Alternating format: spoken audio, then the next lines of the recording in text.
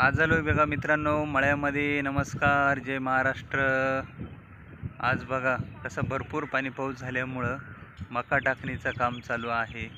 आज ना दुकान ना बाहेर विजिट, आज फक्त ओनली वन मका। ज्या मकाचा संपर्क म्हणजेच अंगीभूत म्हणायचं कोंबडी पालनाशी। कसं तर आज कोंबडी उत्पादन एवढं वाढलंय तर ते फक्त मकाच्या जीवावरती। मका असेल तर कोंबडीला खाद्य आहे, तर माणसाचं खाद्य होईल कोंबडी, नाही तर नाही। गेल्या वर्षी दुष्काळ गेला त्यामुळं मका झाली नाही, काही नाही। हे बघा आज सर्व शेतामध्ये मका टाकणीचं काम चालू आहे। हा आपला मळा आहे।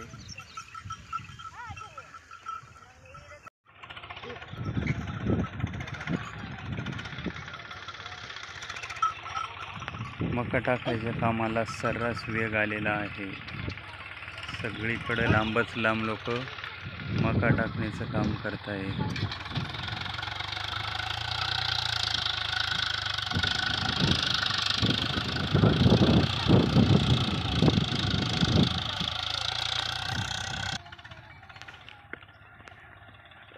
चौमेर मका टाकायचं काम चालू आहे। पाऊस चांगल्या पद्धतीने झालेला आहे। विहिरींनाही थोडेफार पाणी उतरलेले आहे। आणि गेल्या वर्षाचा जो दुष्काळ होता, जी भीती होती का पाऊस येतो का नाही, लवकर पेरणी होते का नाही, तर पाऊस वेळेवर पडलेला आहे। मृग नक्षत्र लागून 4-5 दिवस झालेले आहे आणि सर्व परिसरामध्ये आज पेरणीच्या कामांना वेग आलेला आहे। पाऊस असेल तर शेतकरी सुखी समाधानाने पीक आणतो। मेहनत घ्यायची तयारी ही शेतकऱ्यांची कायमस्वरूपी असते, मग ते रात्रंदिवस कष्ट करतात। पण पाऊस पाणी भरपूर पाहिजे। मागच्या वर्षी दुष्काळ पडला, जी मकाची पेरणी झालेली होती, जी पिकं लागवड झालेली होती, कुठलेच पिकं आले नाही। सर्व पाण्याअभावी जळून गेलेले आहे।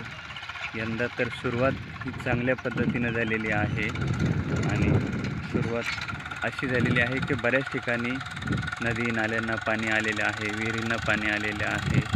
पेरणी करण्यायोग्य पाऊस झालेले आहे। सर्वत्र पेरणीची लगबग चालू आहे। हे बघा तुम्हाला दिसत असतील लांबच लांब सर्व शेतांमध्ये अवतं चालू आहे, ट्रॅक्टर चालू आहे, पेरणीचे कामं चालू आहे। आज सर्वत्र जर बघितलं तर फक्त पेरणीचा मोसम आणि पेरणी, मका टाकणे, बाजरी, मूग, कोंडे आणि निसर्गावरती सर्व शेती आपली अवलंबून असल्यामुळे निसर्गाने साथ दिली तर बळीराजाला कोणाचीच गरज नाही। पिकवणे हे आपले काम आणि ते काम चांगल्या पद्धतीनं हे केलं जातं आहे। असो, हे बघा आपलं तळं दिसतंय, क्षेत्र दिसतंय। आज दुकान किंवा बाहेर कुठंच नाही, फक्त पेरणीची लगबग आणि पेरणीच्या कारणाने आज आम्ही सर्वच परिवार, मजूर वर्ग आज शेतामध्ये आहे। ट्रॅक्टर पण चालू आहे, सरी पाडणे, मागं लेडीज मका टाकायचं काम करत आहे।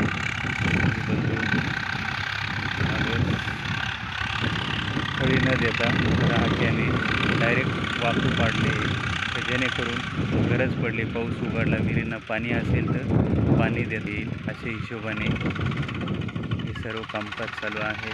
असो मित्रांनो, शेती ही शेतीची नेहमीच आपली नाळ जोडलेली आहे। मग ते पोल्ट्री व्यवसाय असेल, बिझनेस कन्सल्टिंग असेल, दुकान असेल, सर्व करूनही माणूस शेवटी शेतीकडेच येतो आणि शेतीवरतीच आधारित आहे। कुठलाही उद्योग व्यवसाय करा, हा कुठं ना कुठं शेतीशी जोडलेला आहे। असो, सर्व शेतकरी बांधवांना नम्र विनंती आहे की योग्य रीतीने पेरणी करावी। बळीराजा आपल्याला नक्कीच चांगली साथ देईल आणि आपल्या देशामध्ये, आपल्या गावामध्ये, तालुक्यामध्ये भरभराटी येऊ।